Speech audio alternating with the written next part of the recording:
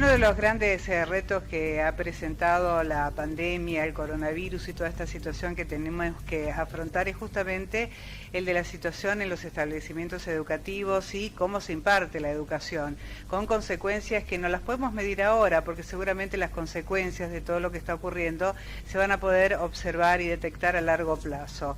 Pero bueno, todo lo que tiene que ver con la docencia se ha movido de una manera exactamente. Se aceleraron los tiempos en lo que tiene que ver con la tecnología por esta pandemia. Exactamente, se aceleraron, se tuvieron que acelerar, mucho esfuerzo por parte de docentes, muchísimo esfuerzo por parte también de toda la familia y obviamente de quienes son los protagonistas y a quienes van destinados estos esfuerzos, que son los alumnos, los docentes. Nosotros estamos en comunicación con la licenciada Pamela Bulacio. Licenciada Bulacio, muy buenas noches, bienvenida y muchísimas gracias por acompañarnos. Miguel Alegre, Elsa Llosa de Canal 9 de la Ciudad de Resistencia, la estamos saludando y agradeciendo, porque este es un tema realmente que toda la sociedad lo debe abordar de una manera muy particular. La necesidad de volver a darle a los niños una normalidad dentro de lo que se puede con la concurrencia a los establecimientos educativos, ¿no es cierto?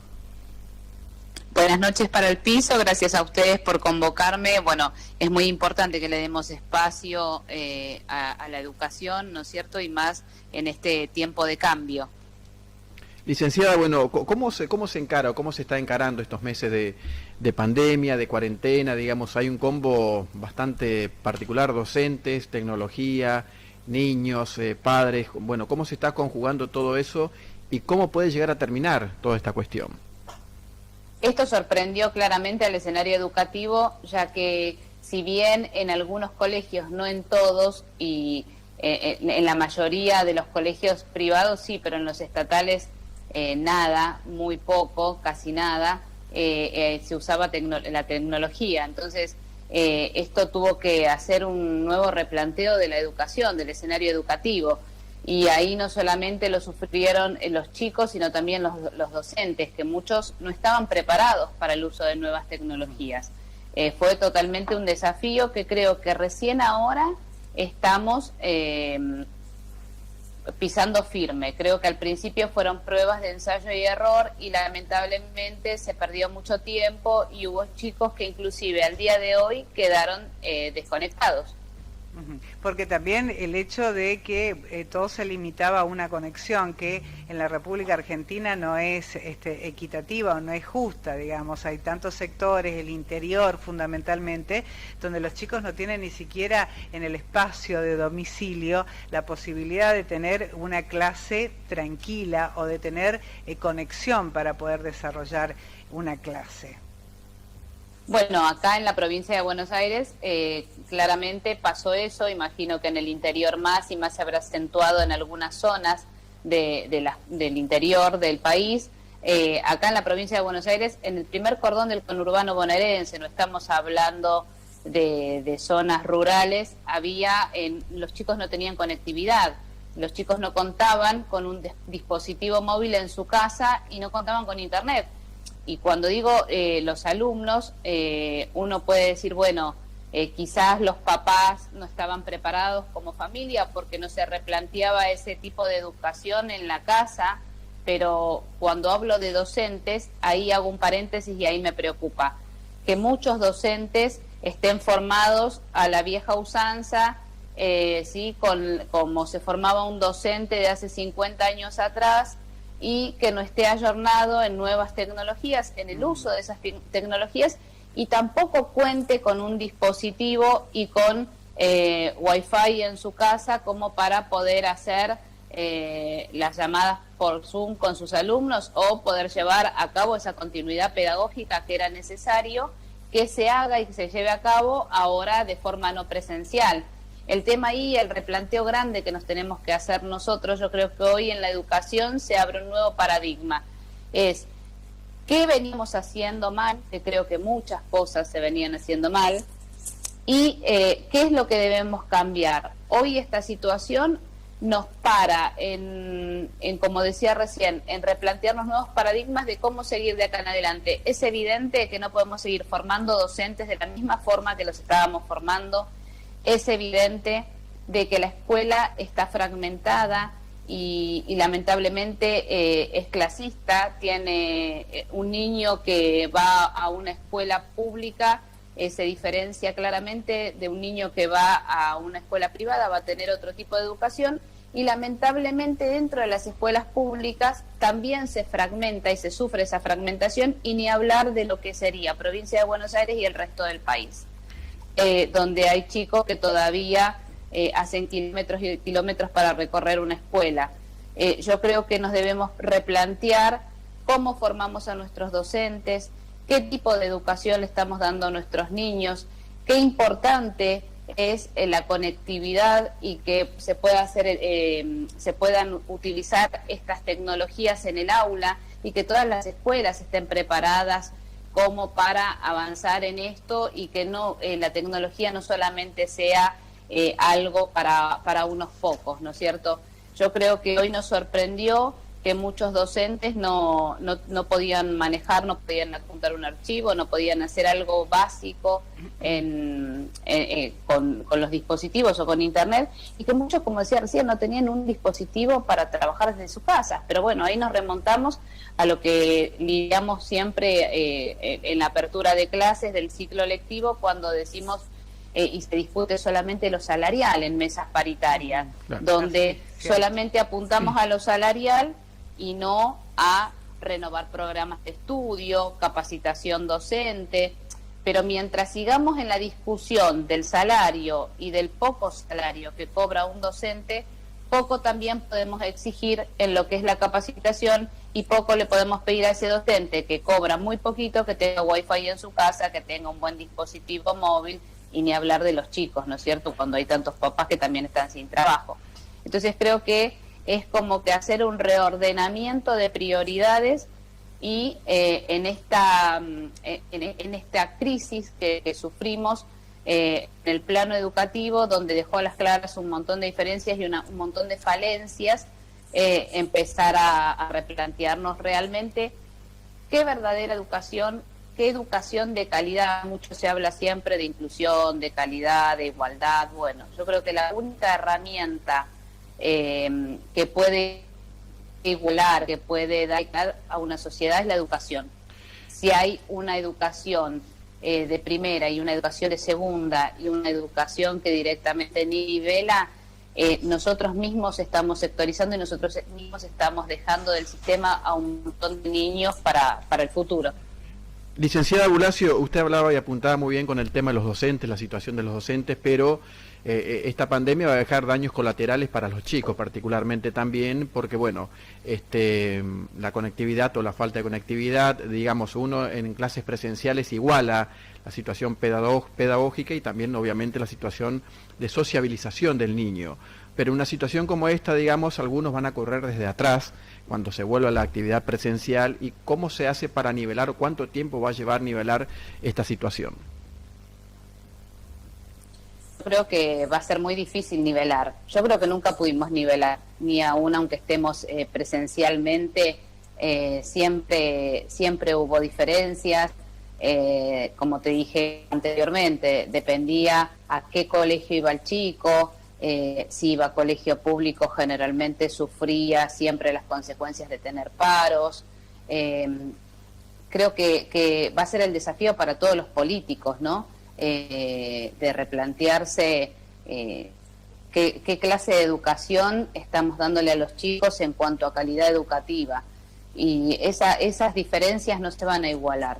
No se van a igualar ni el año que viene, por más que pasen, como se dice ahora, que van a pasar en situación stand-by, con los conocimientos sin evaluar numéricamente y solo conceptualmente, y se va a terminar de redefinir toda esta unidad pedagógica que le llamaron, porque se continuaría el bloque de este año el año que viene.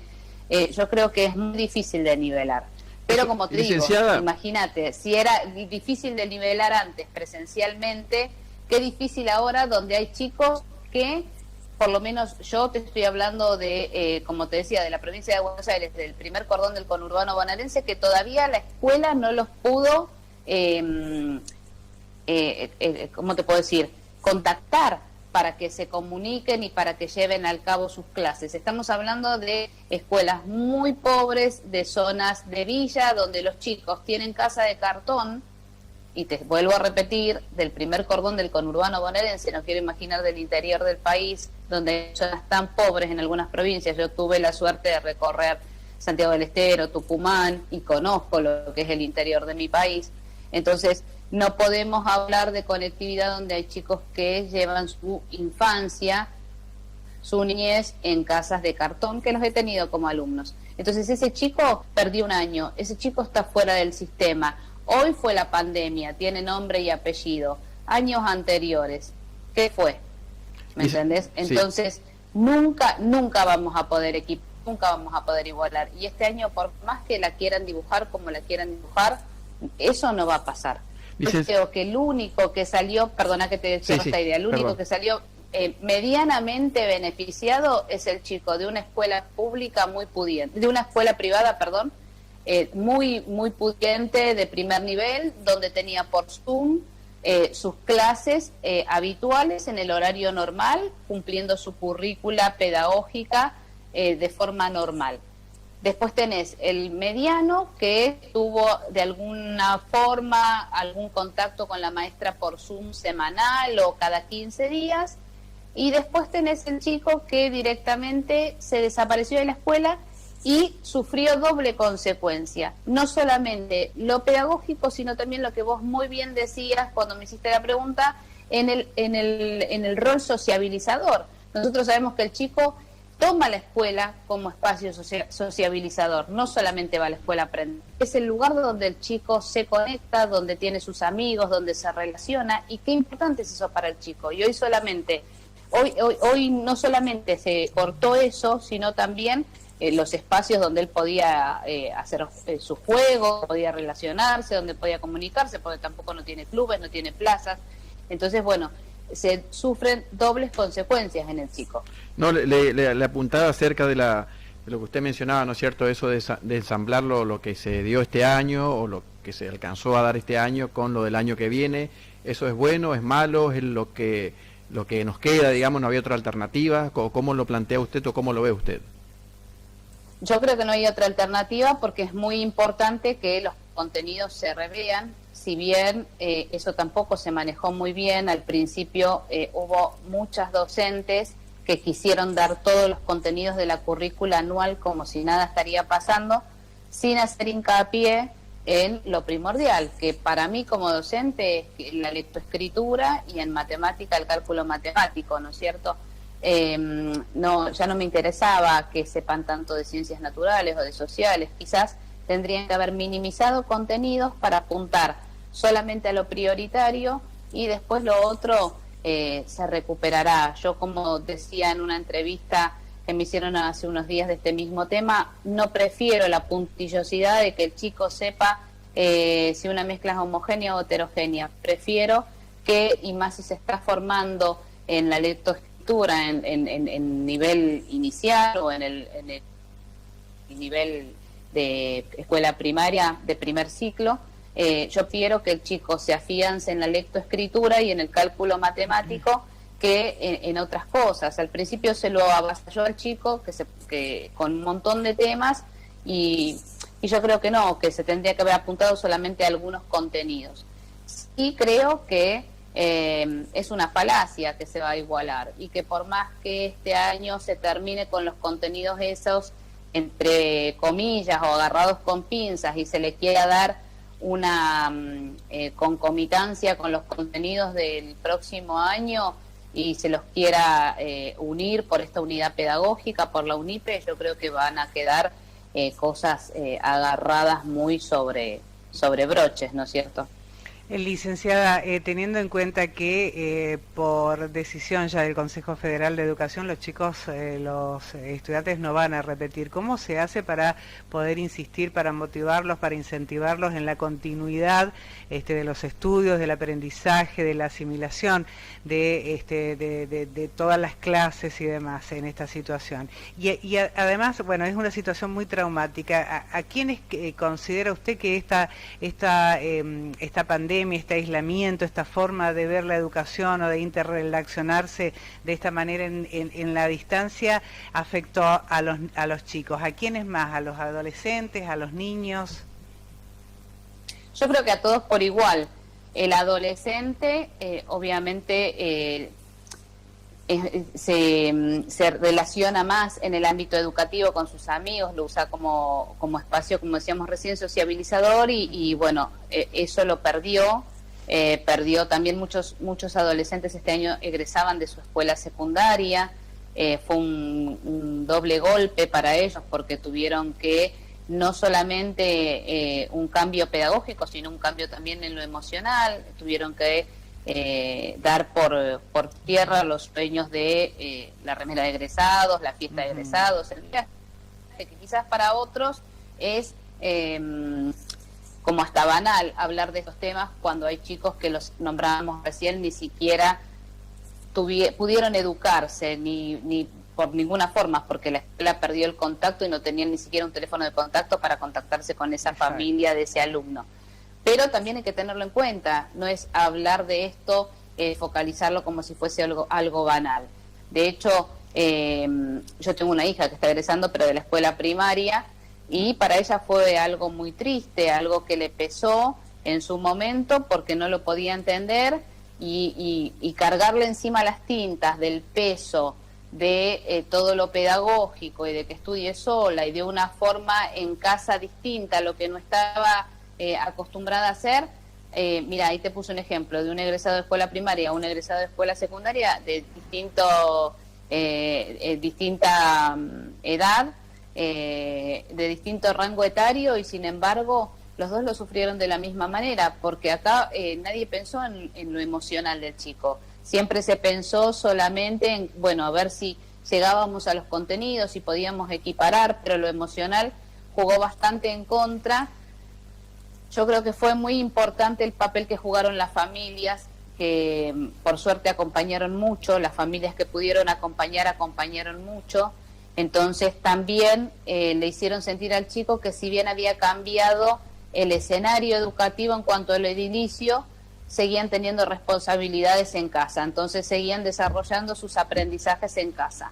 Esos nenes que de alguna manera tuvieron la apoyatura de la familia en decirle, bueno, vamos a organizarnos y sabemos que de tal a tal horario tenés que organizarte y hacer tus tareas, cumplir con lo que la señora te pide, por más que hoy no estés yendo al colegio, lo tenés que hacer de igual manera. Las familias que acompañaron a aquel adolescente para que pueda estudiar y seguir el crecimiento pedagógico en todas sus materias del secundario, esos chicos van a ser los que fueron menos perjudicados, porque esos chicos supieron mantener una conducta de estudio, de trabajo, y pudieron cumplimentar sus actividades, sus tareas, sus entregas. A mí lo que me preocupa es el chico que quedó totalmente desenganchado del sistema, que los hay, y son muchos.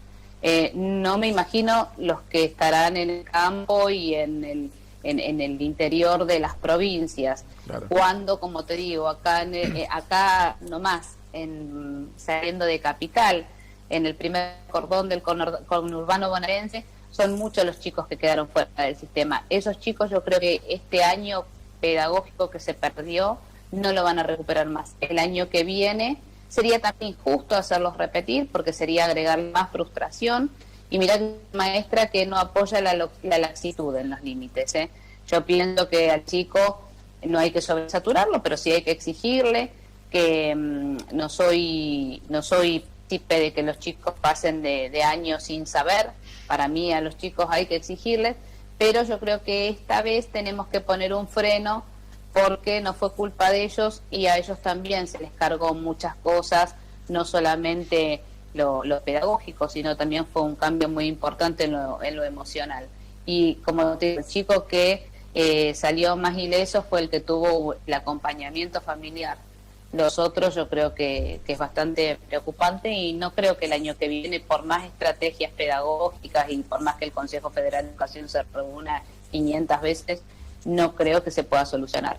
Muy bien. Sí, me preocupa también, si me dejas hacer una acotación final, que a principio del año que viene se replanteen Primero que se reabran paritarias este año, es necesario, porque el sueldo de los trabajadores de la educación ha quedado por debajo del índice de la inflación, y para que un docente pueda estar con ánimos también de llevar a cabo su tarea, es necesario que docentes bien pagos. Este año, con la pandemia también, otro actor de la educación que siempre estuvo relegado fue el auxiliar de escuela, que están en todo el país, y hoy en esta pandemia cumplieron un rol fundamental, sociabilizador, porque era el nexo entre las familias y las escuelas, cuando las familias iban a retirar los bolsones de alimentos a las escuelas, porque hubo mucha ayuda de las escuelas hacia las familias. No solamente la escuela cumplió el rol pedagógico, sino también sociabilizador, y ahí estuvo el auxiliar de escuela, que cobran un salario lamentablemente miserable. Entonces es importante que para el ámbito educativo, ya sea para los auxiliares de escuela, para los docentes, para los profesores, para los preceptores, se abran paritarias y se replantee. Yo creo que esta pandemia nos dejó de todas las enseñanzas también a ver el orden de prioridades. No puede ser que un médico, que un docente, que un auxiliar, que un profesor cobren los salarios que cobran. Entonces, hoy esta pandemia nos dejó a las claras qué importante es tener a los principales actores que pueden formar la vida de un niño o que pueden salvar la vida de una persona, que tengan sueldos realmente acordes y justos.